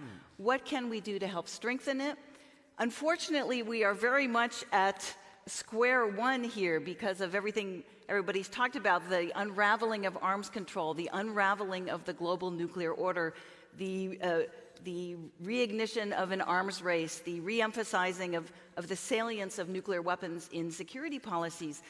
So we need to start at the beginning by reaffirming the importance of the taboo and the importance of the 79-year tradition of non-use of nuclear weapons. This tradition, the fact that nuclear weapons have not been used since 1945, is the single most important fact of the nuclear age, and we need to reaffirm that. So we need world leaders to actively talk about the taboo, the importance of this 79-year tradition. We need them to reaffirm the Reagan-Gorbachev statement that nuclear war cannot be won and should never be fought. We need to continue stigmatizing nuclear weapons, not reaffirming their salience. We need to move away from this talk that, tactical nuclear weapons might be acceptable, and, there's such a thing as limited nuclear war, and policies like escalate to de-escalate. All of these are very problematic for the taboo, and we need to push back against these. And you, Melissa Park, Executive Director of ICANN, you have a long list of course, good suggestions what the world can do to find new ways forward. And one thing, been discussed for many years, scientists from around the world have been calling for a better understanding of the effects of the nuclear war. And last month we saw that UN approved a new study on effects of nuclear war. And why is it crucial, do you think, to study the impacts of nuclear war, both immediate and long term? What can we achieve by doing that? Thanks, Eric, and good morning, everybody. There is, of course, a lot of robust evidence already around nuclear weapons, but it hasn't been comprehensively brought together for 35 years. And we need to update our understandings from the 1980s and bring that understanding into the 21st century. And that new UN study will be looking at things like the latest scientific confirmation from 2022 Nature Food Journal that even a limited nuclear war, admittedly, there's no such thing, but even a limited nuclear war would not only kill millions of people outright, but it would cause global climate disruption from the massive amounts of soot going into the stratosphere, circling the globe, blocking out sunlight, causing agricultural collapse and the death by starvation of more than 2 billion people in a nuclear winter.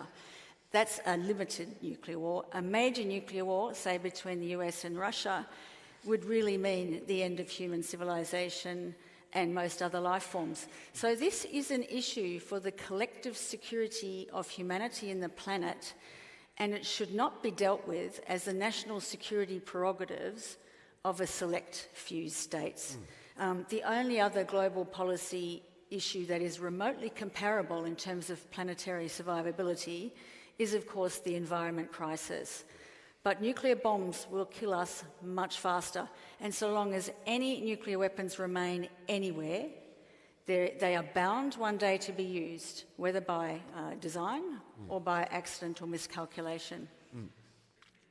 So I expect the new study will confirm what the Hibakusha have been telling us, have been warning us about, that the risks we face are real, immediate and immense, and confronting them now is not a matter of choice but of necessity. And the necessary action is not just no use, but total nuclear disarmament, as that is the only way of eliminating the existential threat of nuclear weapons. And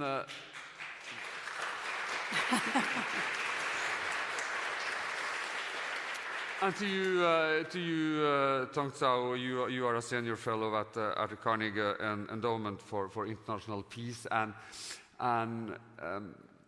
we saw in the film also about the treaty on the prohibition of nuclear weapons, as also Melissa mentioned. But you are not so optimistic about the immediate future for this treaty. Yes, I think this treaty has played an important role in raising public awareness in many parts of the world. It helped delegitimize nuclear weapons, raise the cost of nuclear war. But I think it has actually a bigger potential. So far, most of the grassroots movements are happening in so-called democratic countries and societies. But we haven't been able to reach out to other countries, especially those with non-democratic systems. It's in those societies that nuclear issue is very rarely discussed. There is widespread nationalistic sentiment that favors nuclear buildup, that is not well informed of the consequences of nuclear conflict. So I think what we can do in the future is to also reach out to those populations, societies, and I think members of the TPNW, they actually have a lot of power in this because they represent many members of the global South countries. And when the great power competition intensifies, when China and the United States compete with each other for greater geopolitical influence, they all want to win the hearts and minds of global South countries.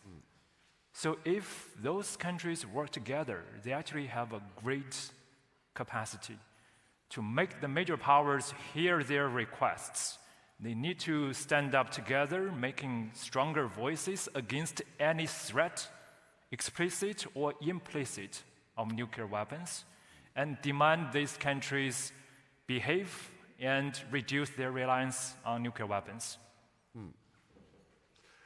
And William Potter, you are director at the James Martin Center for Non-Proliferation Studies, and you are well known for your work on disarmament and non-proliferation education also. And you think we should shift focus in the nuclear policy, less focus on the number of warheads and more focus on nuclear risk reduction, the nuclear taboo, etc. So you think we are talking too much about the number of warheads? Right.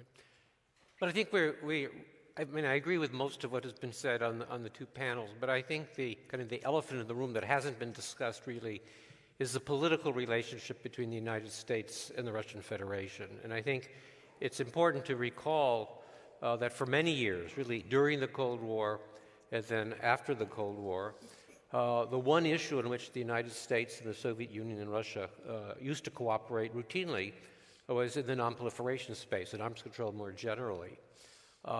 Today, that form of cooperation is absent. Not only is cooperation absent, but even the kind of interpersonal relations that were really, I think, fundamental to work on a variety of disarmament and non-proliferation conventions and treaties is gone. There's absolutely no trust there's no respect, there's no empathy.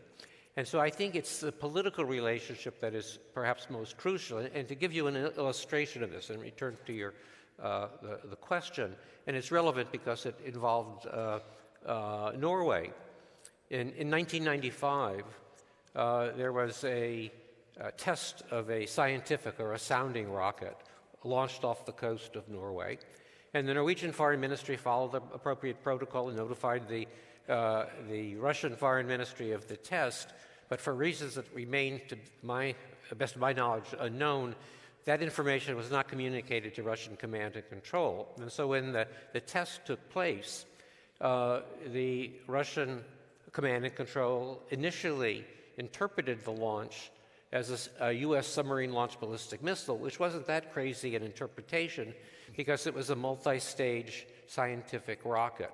Fortunately, this may be apocryphal, but fortunately, because of the relationship between the United States and Russia was relatively good in 1995, President Yeltsin is alleged to have said, my good friend Bill Clinton would never do that to me. And everything worked out. Ultimately, it was determined it was simply a scientific rocket. My concern is if that situation were to be repeated today, along with many of the other numerous close calls, the outcome would be very different. In fact, it would be catastrophic. And it's also related to the fact that there is, I think, an unfounded faith, particularly on the Russian side, but not exclusively on the Russian side, in one's ability to control escalation, an unbounded faith in technology that's going to save us. But I think ultimately it's the political relationship that we have to return to if we're going to survive this very perilous moment. Mm.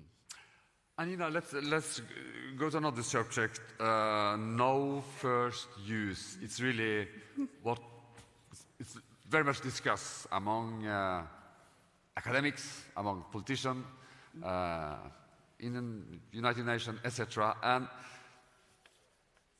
could you think that it's that's a good thing to go for no first use? Could that also strengthen the nuclear taboo? Yes, I think a no first use policy would help to strengthen the nuclear taboo. So a no first use policy would be a commitment. It could be unilateral, but ideally it would be a bilateral or multilateral commitment among the nuclear armed states not to use nuclear weapons first. Only India and China have right now a no first use policy, and there are some concerns about how serious those are. But think for a moment, we have had a de facto no first use policy for 79 years. Yeah. So why don't we declare that publicly and multilaterally? Now, one of the advantages of a no first use policy, the most important advantage, would be to reduce the risk of crisis, the risk of use of nuclear weapons in a crisis, because it would dampen down crisis instability. So right now, because of these first use policies, for example, the United States has a very powerful nuclear arsenal, and China or Russia might worry that the United States might try to attack and knock out their arsenals completely. That would give them an incentive to launch first, to launch a preemptive strike. A no first use policy would help reduce the incentives to launch a preemptive strike.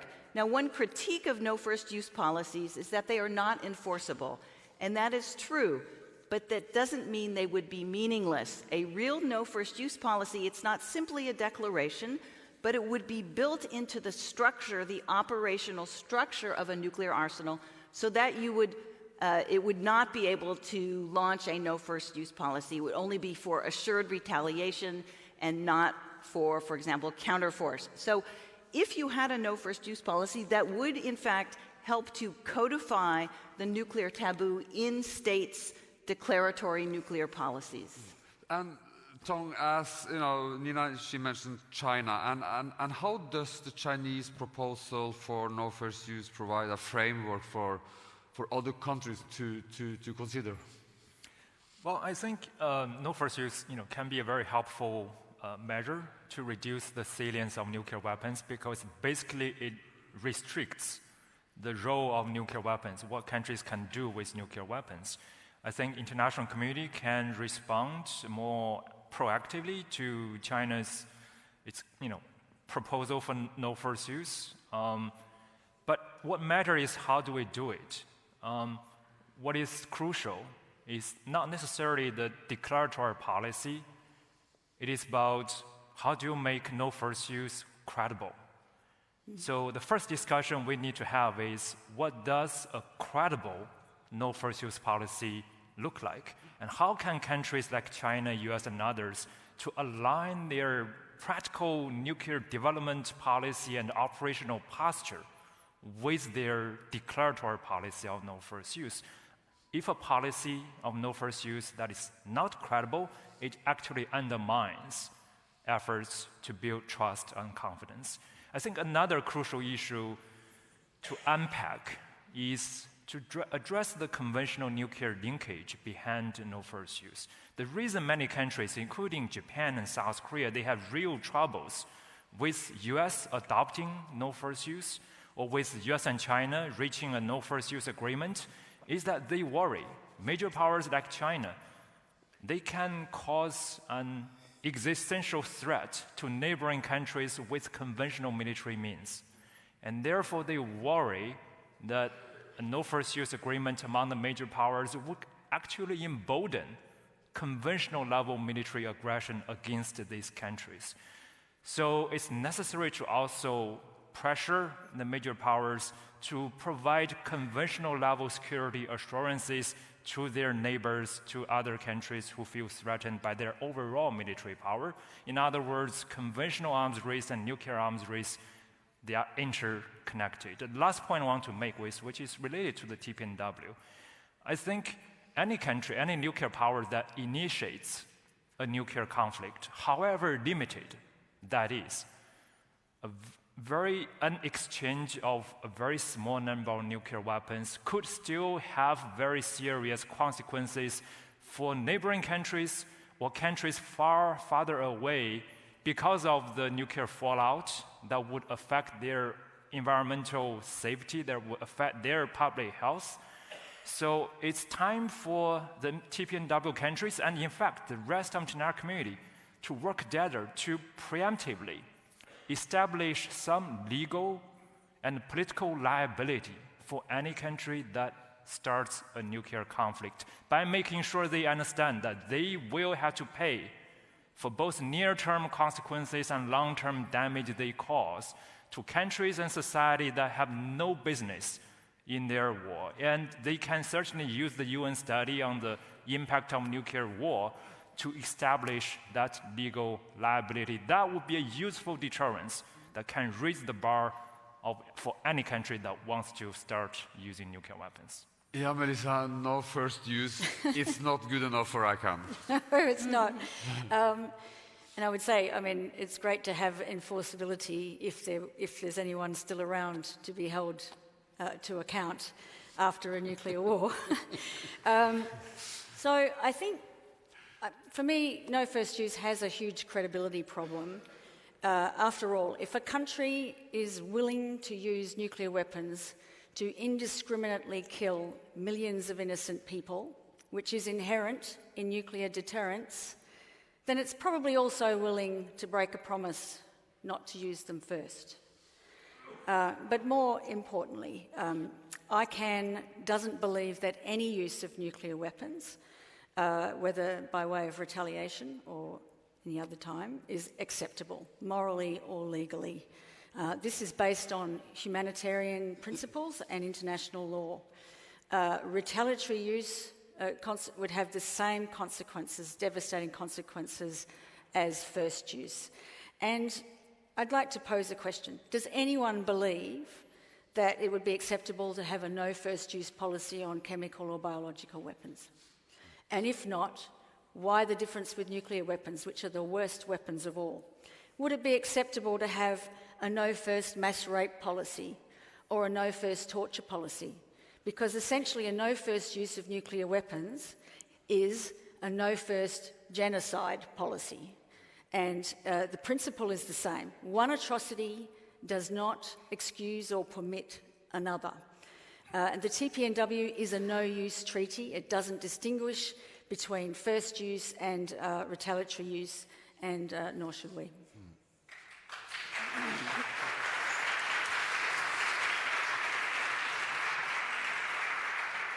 But no first use, Melissa, it could also work as, the first step, You have to start somewhere. Yes, we've been hearing that for a long time. I think the first step we need to take is to actually, for the nuclear armed states and their allies who support the use of nuclear weapons, to join the TPNW and move towards disarmament. Yeah. And, what's your comment on this? Just very shortly, that, So I can, not yeah. a surprise, but still they think that it's Yes. really not good enough.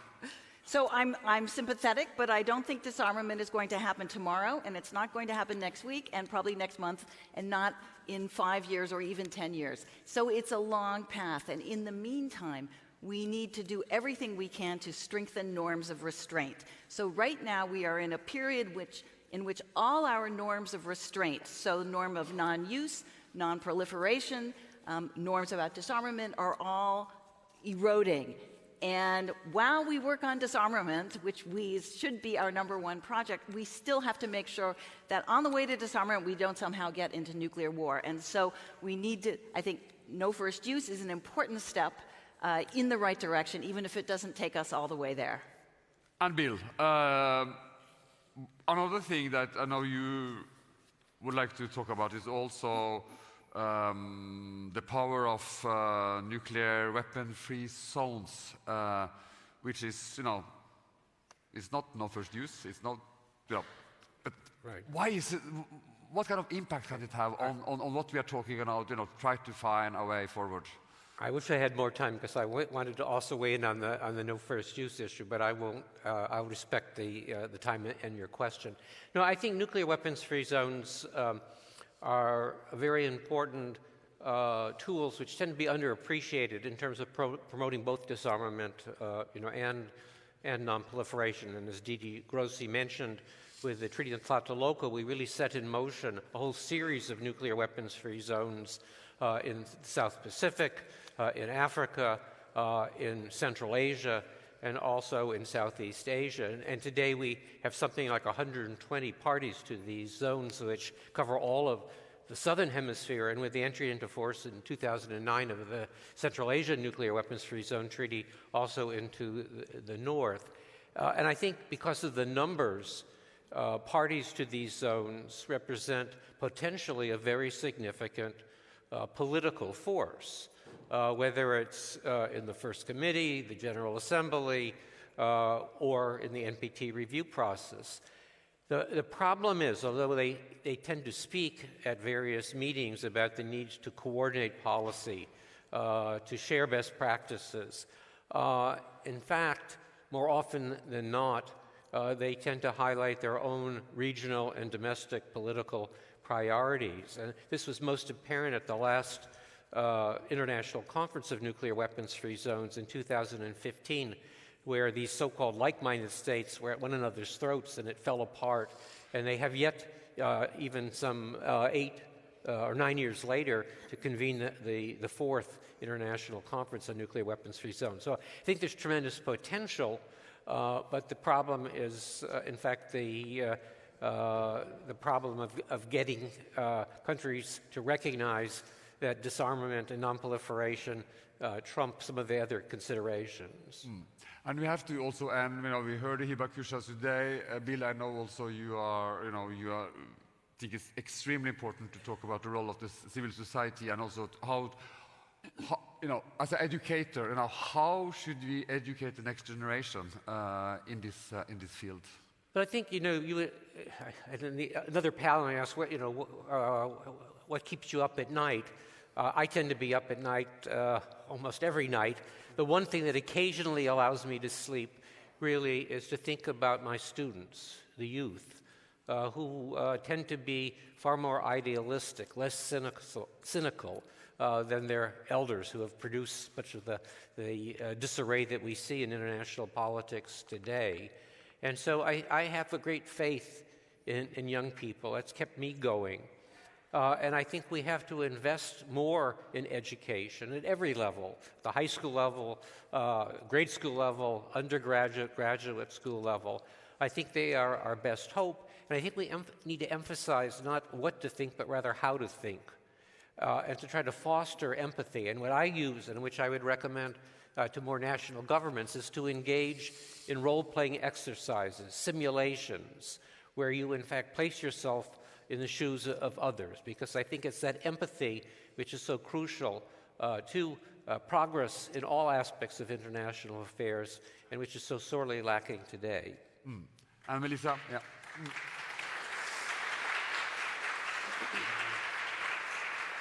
Just very, at the end, shortly, the role of the civil society.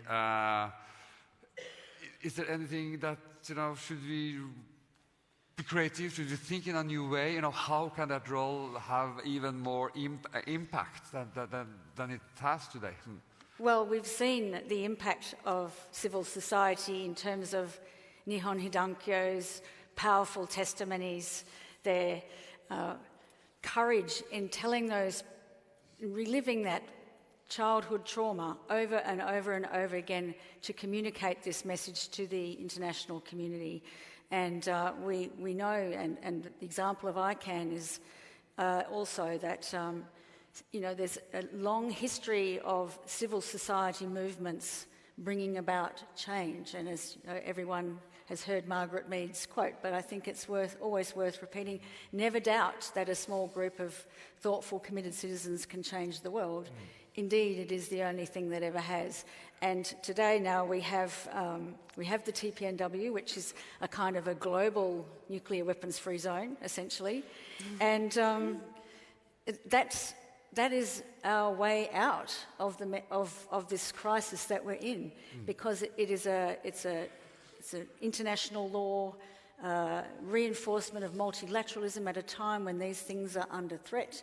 It is a participatory and inclusive treaty that's mobilising countries in the global south who've traditionally been disenfranchised, affected communities, as civil society, scientists and academics, to think about this issue in a new way. And I think it was Karen who mentioned earlier that we need to think differently about this. And author Yuval Noah Harari talks about the power of human imagination to redirect our ingenuity from self-destruction to self-creation.